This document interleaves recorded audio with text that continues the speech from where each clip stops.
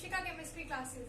In this video, we are going to start our new topic, which is types of crystalline solid. So, crystalline solid are of four types. First is molecular solid.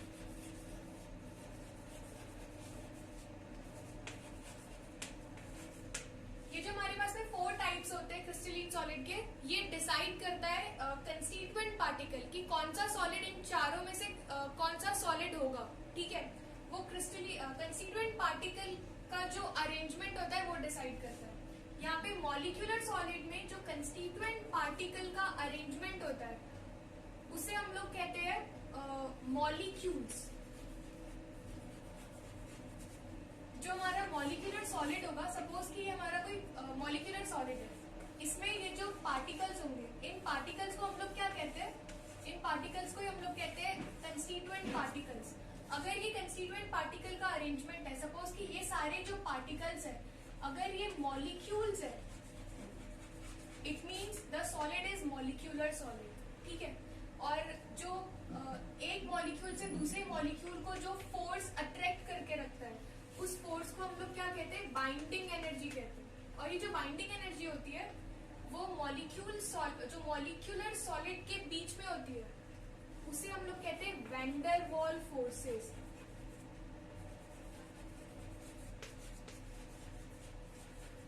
ये कौन सी होती है? Van der वाल forces होती है. फिर next अब हम लोग इसके कैरेक्टरिस्टिक देखते हैं, कुछ कैरेक्टरिस्टिक प्रॉपर्टीज. जो मॉलिक्यूलर सॉलिड होते हैं, मॉलिक्यूलर सॉलिड का जो फिजिकल नेचर होता है तो दे आर सॉफ्ट. नेक्स्ट, क्योंकि ये सॉफ्ट है तो इनकी अगर हम लोग इलेक्ट्रिकल कंडक्टिविटी की बात करें तो दे आर इंसुलेटर्स. ये इंसुलेटर होते हैं. फिर इसके बाद में जो मॉलिक्यूलर सॉलिड होते हैं, अगर इसका मेल्टिंग पॉइंट देखें तो इनका मेल्टिंग पॉइंट क्या होगा? इनका लो मेल्टिंग पॉइंट होता है, क्योंकि इनका फिजिकल नेचर सॉफ्ट है, और सॉफ्ट है तो मेल्टिंग पॉइंट भी क्या होगा? लो होगा. फिर नेक्स्ट कुछ एग्जांपल्स है. एग्जांपल इसका क्या हो सकता है? आर्गन हो सकता है, CCl4 कार्बन टेट्राक्लोराइड, H2O, ठीक है, एक्सेट्रा. ऐसे कई सारे एग्जांपल हो सकते हैं मॉलिक्यूलर सॉलिड के. फिर अब हम लोग इसका सेकेंड टाइप देखते हैं. It's second type is ionic solid.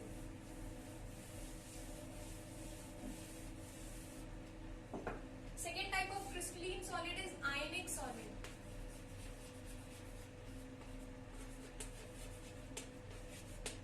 Ionic solid में ये जो अरेंजमेंट होता है कंस्टिट्यूएंट पार्टिकल्स का, तो ये कंस्टिट्यूएंट पार्टिकल्स कौन से होते हैं? आयन्स होते हैं. ये जो पूरा सॉलिड है, इनमें जो इस सॉलिड में, आयनिक सॉलिड में जो भी पार्टिकल्स होंगे वो पार्टिकल कौन से होते हैं? आयन्स होते हैं. तो यहाँ पे हम लोग लिख लेते हैं इसको कि जो कंस्टिट्यूएंट पार्टिकल होते हैं आयनिक सॉलिड में वो कौन से होते हैं? आयन्स होते हैं. और आयन्स जो रहते हैं, आयन्स क्या होते हैं? इसका एक टाइप होता है cation and second is anions. जो आयन्स होते हैं, ये एक होता है कैटायन और एक होता है एनायन. ठीक है, अब हम लोग जानते हैं जो कैटायन्स होते हैं ये क्या होते हैं? Positively charge species. और जो एनायन्स होते हैं ये होते हैं नेगेटिवली चार्ज स्पीशी. और हम लोग जानते हैं कि पॉजिटिव और नेगेटिव में, नेगेटिव और पॉजिटिव के बीच में जो अट्रैक्टिव फोर्स होता है वो बहुत ज्यादा स्ट्रांग होता है. इट मीन्स कि ये जो आयनिक पार्टिकल के बीच में जो फोर्स होगा जिसने इन सारे पार्टिकल को एक दूसरे से टाइटली होल्ड करके रखा है, वो फोर्स कौन सा होगा? जिसे हम लोग यहाँ पे बाइंडिंग एनर्जी कह रहे हैं, वो होगी electrostatic force. Electrostatic force of attraction. ठीक है, जिसे हम लोग कूलम्बिक फोर्स भी कहते हैं. क्योंकि ये पॉजिटिव और नेगेटिव के बीच में लगता है तो ये फोर्स बहुत ज्यादा स्ट्रांग होता है. अब क्योंकि स्ट्रांग होता है तो आयनिक सॉलिड का जो फिजिकल नेचर होगा, फिजिकल नेचर क्या होगा? They are hard in nature. They are very hard, क्योंकि स्ट्रांग इलेक्ट्रोस्टैटिक फोर्स होता है तो इसीलिए ये हार्ड होते हैं. एंड अगर हम लोग इसके इलेक्ट्रिकल कंडक्टिविटी की बात करें तो they are insulators in solid state. Solid state में क्या होते हैं? इंसुलेटर होते हैं.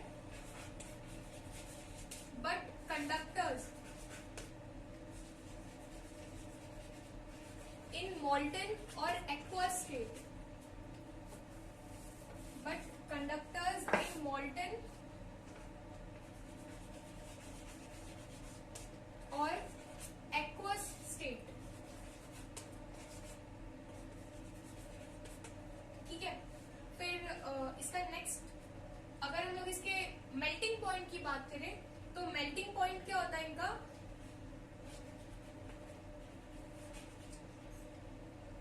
हाई मेल्टिंग पॉइंट होता है, फेयरली हाई। फिर अब इसके बाद इसके कुछ एग्जांपल्स है, एग्जांपल्स मैं यहाँ पे लिख रही हूँ इसका एग्जांपल हम लोग ले सकते हैं MgO, magnesium oxide. So third type of crystalline solid is metallic solid.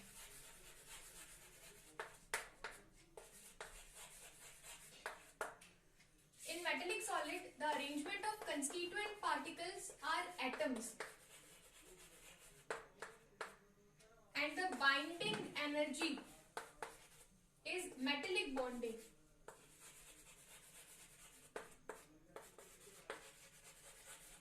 The force which holds the atoms with each other, ठीक है, जो हमारा constituent particle होते हैं मेटेलिक सॉलिड में, इन कंस्टिट्यूएंट पार्टिकल को जो होल्ड करके रखता है, जो फोर्स, वो फोर्स कौन सा होता है, मेटेलिक बॉन्डिंग। फिर नेक्स्ट इज इट्स कैरेक्टरिस्टिक्स, तो दे आर हार्ड, मेटल्स जो रहते हैं they are hard but malleable and ductile.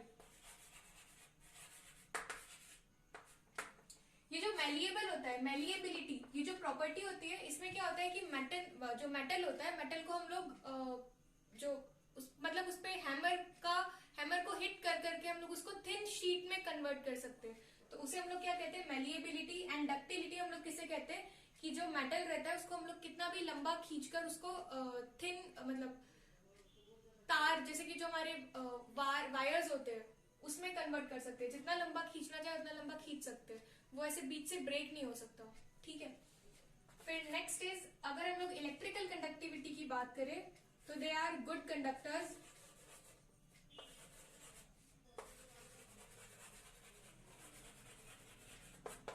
In molten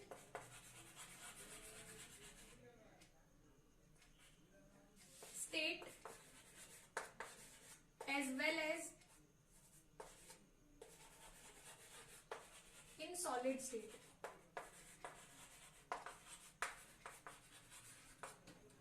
Then next अगर हम लोग इसके मेल्टिंग पॉइंट की बात करें तो they have high melting point.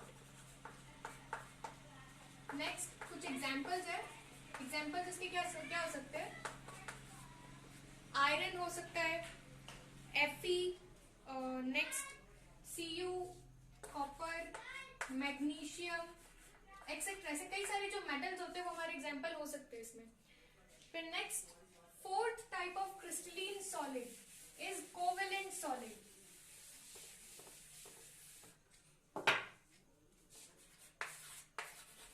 Covalent solid जिसे हम लोग और क्या कहते हैं, नेटवर्क सॉलिड भी कहते हैं।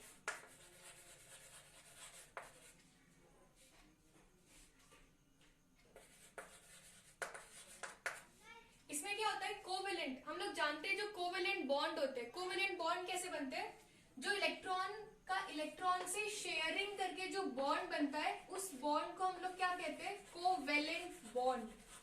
तो यहाँ पे क्या होगा कि जो कोवेलेंट सॉलिड होता है इसमें इस तरह से कार्बन का एक पूरा बड़ा सा नेटवर्क होता है, इसलिए हम इसे नेटवर्क सॉलिड भी कह सकते हैं या कोवेलेंट सॉलिड भी कह सकते हैं, ठीक है। तो इसमें जो कंस्टिट्यूएंट पार्टिकल्स होते हैं कोवेलेंट सॉलिड में, ये होते हैं एटम्स,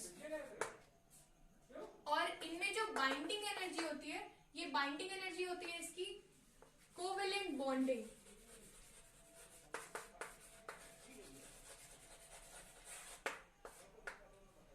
फिर अगर हम इसके जनरल कैरेक्टरिस्टिक्स की बात करें तो दे आर हार्ड, क्योंकि इसमें कोवेलेंट बॉन्डिंग होती है, तो ये नेचर में क्या होते हैं, they are generally hard.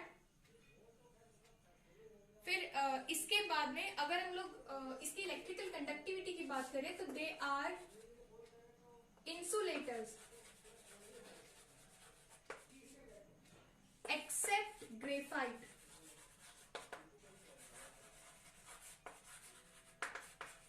Graphite को छोड़ के बाकी सब जो रहते हैं वो क्या होते हैं, इंसुलेटर्स होते हैं। ग्रेफाइट कैन कंडक्ट इलेक्ट्रिसिटी, सिर्फ यही एक ऐसा कोवेलेंट सॉलिड होता है जो कि क्या करता है, इलेक्ट्रिसिटी कंडक्ट करता है, क्योंकि इसमें हम लोग बोल सकते हैं due to presence of free electron, इसमें फ्री इलेक्ट्रॉन की प्रेजेंस होती है जिसकी वजह से वो क्या होता है, कंडक्टर होता है। फिर नेक्स्ट जो इसके अगर हम लोग मेल्टिंग पॉइंट की बात करें तो they have very high melting point, इनका मेल्टिंग पॉइंट जो रहता है वो बहुत ज्यादा हाई रहता है।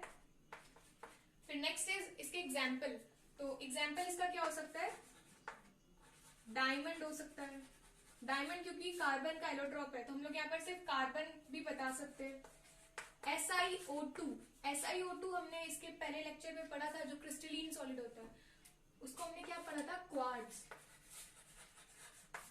तो इस तरह से इसके कुछ एग्जाम्पल्स हो सकते हैं कोवेलेंट सॉलिड के।